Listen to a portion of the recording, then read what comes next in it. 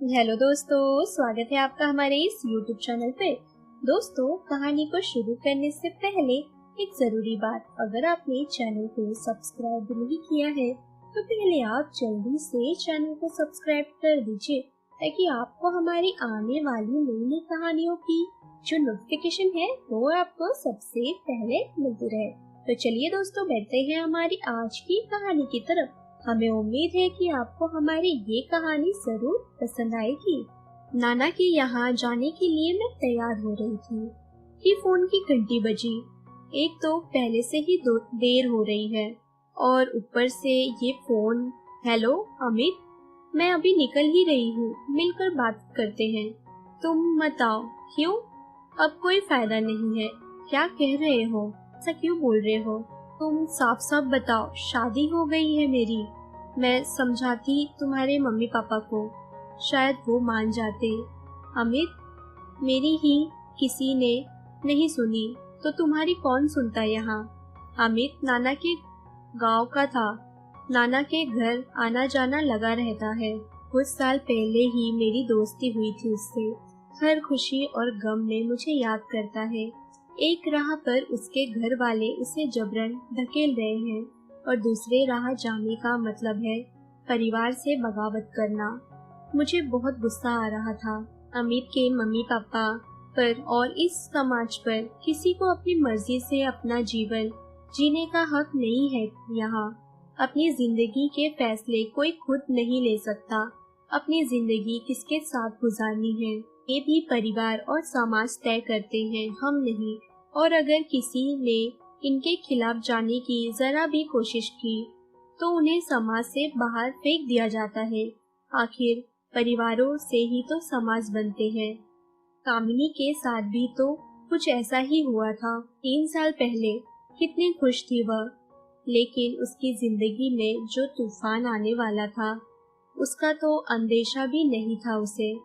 आज कपड़े लेने बाजार गए हुए रोहन का एक्सीडेंट हो गया। अभी 2 साल पहले ही तो शादी हुई थी कामिनी और रोहन की। आज रोहन अपनी 8 महीने की प्यारी सी बच्ची और बिलखती हुई कामिनी को छोड़कर चला गया था दुनिया से हमेशा के लिए। कामिनी की जिंदगी पूरी तरह से बिखर गई थी। गहरे सदमे में थी वो। रोहन को गुजरे अभी 1 महीना भी नहीं हुआ था। वो तो इस सदमे से पूरी तरह बाहर भी नहीं आई थी कि घर में बात होने लगी कि आपका छोटा है ना, शादी के लायक, उम्र भी हो गई है उसकी, अपने घर की बहू है, घर में ही रह जाएगी। बात कामिनी तक पहुंची। उसे बहुत झटका लगा। क्या मुझे इतना भी हक नहीं है कि मैं कुछ दिन रोहन की यादों के साथ गुजार सकूं?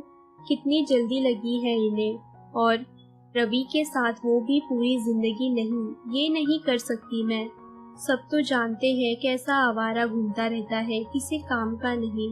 इतनी लड़कियों के साथ अफेयर चलता है इसका, सबको पता है। वैसे भी भाभी हूँ उसकी। 2 साल हो गए मुझे इस घर में आए हुए, कभी ने मुझसे सीधे मुंह बात तक नहीं की मुझसे। फिर सारी जिंदगी में कैसे काट सकती हूँ इसके साथ? हो सकता है रवि खुद ही इनकार कर दे इस रिश्ते के लिए। नहीं तो मैं ही कर दूंगी इनकार, मैं मना कर दूंगी उनको। कामिनी यही सोच रही थी कि उसके मम्मी पापा आ गए। कामिनी के ससुर कमल सिंह सुलझे विचारों के इंसान थे। कामिनी के माता पिता की राय लेना जरूरी समझा तो उन्हें भी बुला लिया गया वहाँ पे। देखा मम्मी, सुना आपने क्या कर रहे हैं ये लोग? मेरी और देवर रवि की शादी कराना चाहते हैं। मैं रवि के साथ कैसे शादी कर सकती हूँ? तो जानती है ना, वो तो मेरा देवर है और वो किस तरह से है। कामिनी ने कहा, हाँ सुना मैंने सब, पर इसमें गलत क्या है कामिनी? जब रवि पर जिम्मेदारी आएगी तो वह भी संभाल ले जाएगा। कामिनी की मम्मी ने कहा, जो भी हो मम्मी, पर मुझे रवि के साथ शादी नहीं करनी है। कामिनी ने साफ इनकार करते हुए गुस्से में कहा, क्यों नहीं करनी तुम्हें शादी? इतने दिनों में क्या परेशानी हुई तुझे यहाँ पे? आखिर तेरे ससुराल वाले इतने अच्छे हैं, अच्छा भला खानदानी घर है तेरा। और तेरे सास ससुर कितने सीधे साधे हैं। घर की डोर तेरे हाथ में ही है। कुछ नहीं, बस एक पति ही तो बदलना है।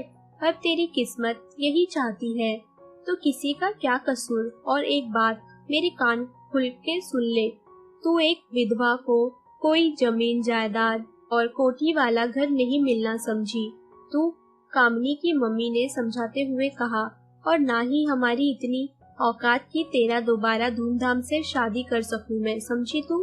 इसलिए तू कुछ नहीं बोलेगी, तेरी तरफ से हाँ है।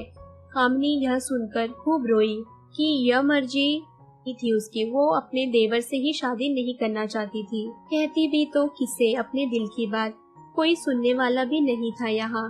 बेशक कामनी के सास ससुर जबरदस्ती उस पर इस रिश्ते दबाव नहीं दे रहे थे, पर चाहते तो वो भी नहीं थे कि रवि और कामनी का घर बस जाए। चाहते थे कि मेरा बेटा रवि और कामनी दोनों की शादी हो जाए और कामनी फिर से मेरे ही घर की बहू बन जाए। कामनी को कुछ समझ में नहीं आया तो उसने फोन किया। हेलो कामनी, कैसी हो? तुझे पता है मेरा शादी मेरे देवर रवि के साथ होने जा रहा है। मैं एक बार वो हमसे बात करना चाहती हूँ। उसने अभी तक शादी नहीं की है। मुझे यकीन है कि वो मुझे आज भी अपना लेगा, कामनी ने रोते हुए कहा। बदकिस्मती से ही सही मुझे एक मौका मिला है सोहन को पाने का। मैं अब की बार चुप नहीं रहूंगी। सोहम वही जिससे कामनी प्यार करती थी, जिसे पहले दोनों एक दूसरे से शादी भी करना चाहते थे, परंतु सोहम एक गरीब परिवार का लड़का था और कामनी के माता पिता अपनी एक लौती बेटी को गरीब घर में नहीं देना चाहते थे। मम्मी मेरी बात नहीं सुनेगी, मैं चाहती हूँ कि तू उनसे बात कर ले। मैंने कहा ठीक है, मैं बात करती हूँ। मैंने फोन लगाया। हेलो आंटी, कैसी हो? मैं कामनी की सहेली बोल रही हूँ। आंटी, सोहन एक अच्छा लड़का है, जल्द ही उसकी जॉब भी लग जाएगी और वह कामनी से बहुत ज्यादा प्यार भी करता है। अभी तक उसने शादी भी नहीं की है तो जरूर कामनी से शादी करने के लिए तैयार हो जाएगा। आंटी ने कहा, प्यार से पेट नहीं भरता बेटा, और उसकी शादी हो नहीं रही है तो इसका मतलब ये नहीं कि वह कामनी के इंतजार में बैठा है। मैंने जितना समझा था उतना आसान नहीं था कामनी की मम्मी को मनाना, फिर भी मैंने एक कोशिश और की। देखिए आंटी, आप पहले भी गलती कर चुके हैं, अब दोबारा मत कीजिए। कामनी सोहन के साथ बहुत ज्यादा खुश रहेगी, फिर क्यों आप जबरदस्ती उसे इस रिश्ते में बांध रहे हैं? कोई जबरदस्ती नहीं, कामनी की रजामंदी से हो रहा है ये रिश्ता। हमारी बेटी के लिए क्या सही है और क्या गलत हमें पता है। तू एक विधवा की जिंदगी का फैसला क्या करेगी? मैंने भी फोन रख दिया। आखिरकार कामनी को भी उसकी मर्जी के खिलाफ दोबारा उसके देवर रवि की सिंदूर लगानी पड़ी। मैं कुछ कर भी नहीं सकती। आतिश के साथ भी ऐसा ही हुआ। 6 महीना पहले ही बता रहा था मुझे कि मैं और सीमा घर वालों से बात करके शादी कर लेंगे। कितना खुश था वह। फिर क्या, कुछ दिन बाद ही उसके भाई की मौत हो गई और भाभी 7 महीने की प्रेग्नेंट थी। घर वालों के पास एक आखिरी निशानी बची थी अपने बेटे की, वो अजन्मा बच्चा। उन्होंने एक उम्मीद बांध ली थी अमित से। उसके ना चाहते हुए भी उसे उसकी भाभी का पल्लू थमा दिया गया। बेचारा वो भी अपनी भाभी से शादी कर बैठा।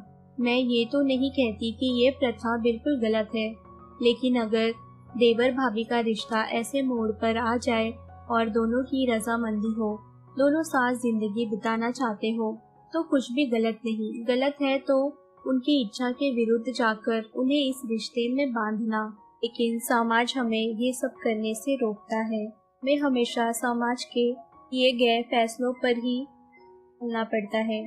तो दोस्तों, ये थी हमारी आज की एक छोटी सी कहानी। अगर आपको हमारी ये कहानी पसंद आई हो तो कहानी को लाइक और शेयर करना ना भूलें दोस्तों, अगर अभी भी आपने चैनल को सब्सक्राइब नहीं किया है तो पहले आप जल्दी से चैनल को सब्सक्राइब कर दीजिए, ताकि आपको हमारी आने वाली नई नई कहानियों की जो नोटिफिकेशन है वो आपको सबसे पहले मिलती रहे। तो चलिए दोस्तों, हम फिर मिलेंगे अपनी एक और नई कहानी के साथ।